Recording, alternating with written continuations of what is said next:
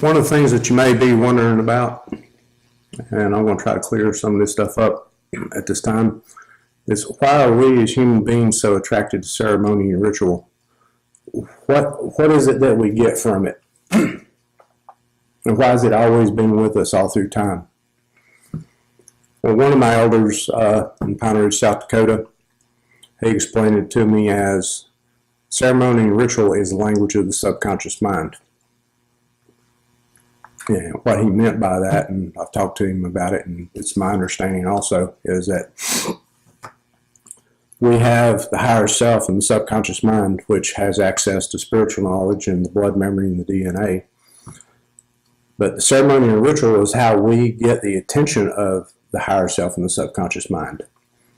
When we were going and we're doing things, and we're doing things in a sacred manner, when we repeat these things over and over again, and when we feel in our heart that we are actually doing something sacred, that's when those other parts of ourselves look down and they see that we're doing something.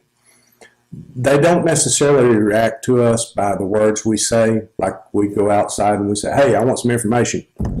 They don't react like that. They react when we put our heart and our words together at the same time, and when we're doing those actions. That's, in other words, they're looking for us to actually get serious. And these other parts of ourselves, they're looking for us to take action to get the ego out of the way. I mean, it's the higher selves and the subconscious is all the time trying to get information through to us.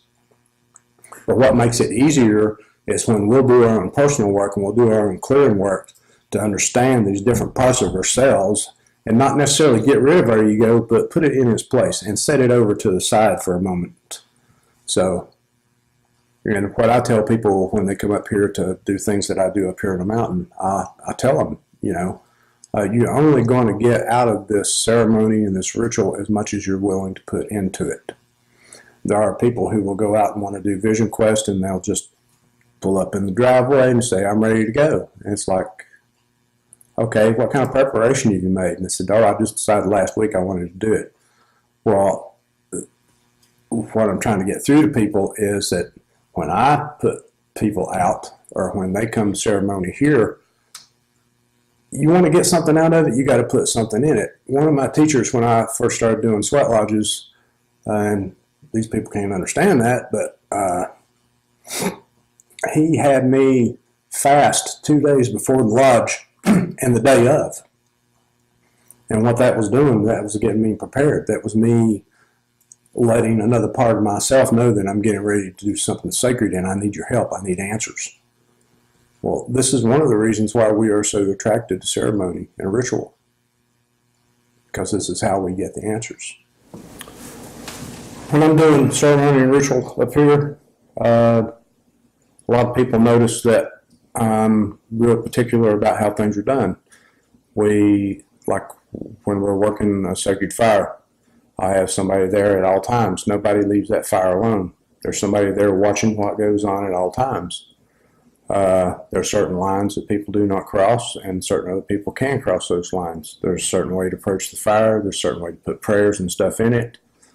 And, a lot of people they're kind of wondering, to themselves, is something going to happen if I don't do it this way? Is something going to rot and fall off? Am I going to go blind? No, you're not.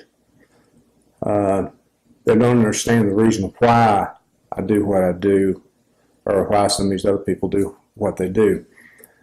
The reason behind all that is when you come to a ceremony or a ritual like that, and you see everybody doing things in a sacred manner, in a sacred way, and they do it over and over again, time after time after time, pretty much in the same way, what you're doing is you're getting the attention of the higher self and the subconscious mind, and you're letting it know through your actions and what you feel that you're doing something sacred. And that's how we get it to respond. When we put the ego out of the way, set it to the side, and when we start going through these ceremonies and rituals, you'll see people, they're sort of getting into this altered state by doing it. And, when we do prayer ties and we put tobacco and prayer together with cloth and put it on a string, our consciousness, our awareness changes as we do that. And that's us getting into that state. That's us letting know the higher self and the subconscious mind that we're doing something sacred. We need your help. Will you pass on some of this information to us? And this is why we do things in such a way. You know, you're not going to go blind if you mess up or you cross a line or something like that. It's not going to happen. It's just we're trying to keep things as sacred, not just for the sake of the words that come out of your mouth, say, you know, I'm doing something sacred, but you have to feel it in your heart. You have to feel as if you're doing something sacred. And that's why we do these things the way we do them. For a lot of the ceremonies that I go to and take part in, parts of those ceremonies can be long, and parts of those ceremonies can be hard and arduous. I'm not going to go into a lot of that, but there is one part I do want to go into, and that is preparation for ceremony. At some of these things that I take part in, I'm known as what's a firekeeper. And part of the job for people who are going to take part in ceremony themselves, and this is something a lot of people, even doing the ceremony themselves today, don't understand. There's a lot of preparation work that goes into that. And when we're doing that preparation work, we're going there and we are literally working our asses off, getting ready to do something which in itself is going to be hard on us. That hard work, like when I have people coming up here to do the sweat lodge, going out and getting firewood, picking up sticks, getting stuff together before that ceremony even starts is part of it. The hard work itself gets us tired and it starts to break us down. That's part of going ahead and breaking down the ego and helping it scoot over to the side. So each and every part of ceremony or ritual is important for a specific reason. And it is these ceremonies themselves that have taught me what's really going on over the years. When I do things in a sacred manner and I open myself up to it and I have communication with my higher power, higher self, God of my understanding, whatever you want to call it, this is when the information flows, and this is when they show me secrets. This is when I learn the most about myself. All the dramas and conflicts that I get involved in with other people out there, they're not necessarily what I think they're about at first. I may be mad at somebody for something they did and holding a grudge against them, and then the ceremony brings this up in me, it intensifies, and then later on I may find out that I had some kind of drama or conflict in my past that I'd forgotten about a long time ago, and my higher self, my subconscious is getting me involved with drama and conflict with this person today. And it's really not about the drama and conflict with this person. It's about something I didn't settle in my past.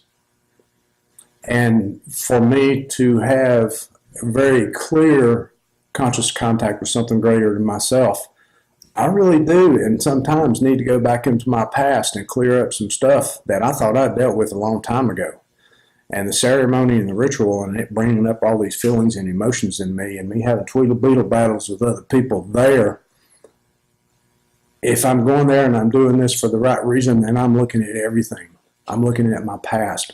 I'm trying to look beyond the immediate drama and conflict to see what can this mean to me? What do I need to heal up in myself? And if I'm leading ceremony or I'm taking care of maybe a sacred fire and I'm a firekeeper and I'm there, I need to be aware of these things as they come up in people. Part of my job is to help bring up the drama and conflict in people. And part of my job is to actually help enrage people to a point to where they break, they give up, they surrender. Because it's at that moment when you break and you surrender that the true reason behind your dramas and conflicts can become clear to you. It's not about being more right or wrong than some other person over here. It's not about getting even with that person. It's about why is it bringing it up in you? And this is some of the things that I see the importance of ceremony and ritual in. Is it brings up all this stuff in us that we don't even know is there. And it's up to us to deal with this stuff when it comes up. The people I hang out with, once Tweedledee battles start coming along and people start getting a raging drama and conflict, we start smiling because we know we're about to get our asses kicked. And we know a few people are going to be able to heal us some things they've been carrying with them all their lives. It's not about who's right and wrong. It's not about who can kick whose ass. It's about what can I do to heal something inside of me. And we dive into these situations with ceremony and ritual because we've experienced it. We've experienced a positive outcome from it all. We know what we're going to get. So, you may see us going up there and going to suffer by going to Sundance or going into a sweat lodge where it can reach temperatures of 280 degrees. You might think we're idiots. You might think we're stupid. No, we're going in there because we're going to get something out of it that's going to bring us real freedom in here. It's going to help us experience that inner peace like we used to know as a child. So when you see us smiling and we're going right into the suffering, the drama, and the conflict, that's the reason why.